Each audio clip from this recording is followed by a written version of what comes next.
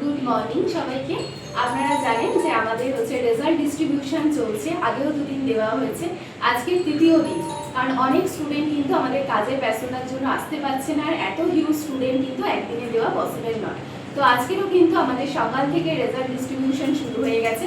আমার সামনে অলরেডি একজন স্টুডেন্ট চলে এসেছেন, তো তাকে আমি জিজ্ঞেস করে নেবো কি নাম আছে স্যার আপনার? কোথা থেকে আসছেন? মগরাহাট থেকে। আচ্ছা, কোন ম্যামের কাছে ভর্তি হয়েছিলেন? এখান থেকে কি কোর্স করা হয়েছে? HS science. আচ্ছা, আপনার অ্যাডমিশন থেকে শুরু করে আপ টু এই জার্নিটা কেমন ছিল যদি আমাদেরকে একটু বলেন। জার্নিটা ভালো ছিল, কোনো অসুবিধা হয়নি। যখন যেটা প্রবলেম হয়েছিল ম্যাডামদের ফোন করেছিলাম, ম্যাডামরা ঠিকঠাক সাহায্য করেছিল। অনলাইন ক্লাস পেতে? হ্যাঁ, অনলাইন ক্লাস করে নোট সাজেশন সমস্তটা টাইমলি গেছে তো? কোনো সমস্যা হয়নি? আচ্ছা, তো আমরা যেভাবে আপনাকে গাইডেন্স প্রোভাইড করেছি, রিল্যাক্সে পাস করতে পেরেছেন তো? একদম এক চান্সে।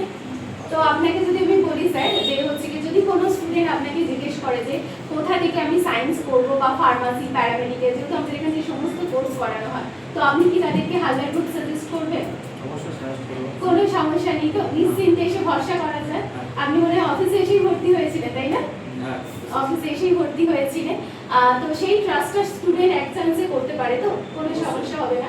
ইভেন আপনার সারাউন্ডিং যারা রয়েছে বা আপনার চেনা জানা যারা রয়েছে, তাদেরকে অবশ্যই কিন্তু গাইড করবেন, আপনার হাত ধরে যেন তারা হাজার গ্রুপে এসে অ্যাডমিশন প্রসেস করতে পারে। এবং আপনাকে যেভাবে আমরা পরিষেবা দিতে পেরেছি, আগামী দিনে তাদেরকেও আমরা সেই ওয়েতেই কিন্তু পরিষেবা দেব। তো আপনি যে ওয়েস্ট বেঙ্গল গভর্নমেন্ট বোর্ড থেকে, আমাদের গভর্নমেন্ট রেজিস্ট্রেশন বোর্ড থেকে যে পাস আউট করেছেন, আপনার সেই মূল্যবান রেজাল্টটা আমি আপনার হাতে তুলে দিলাম। আর আগামী দিনের জন্য অনেক অনেক শুভেচ্ছা রইল।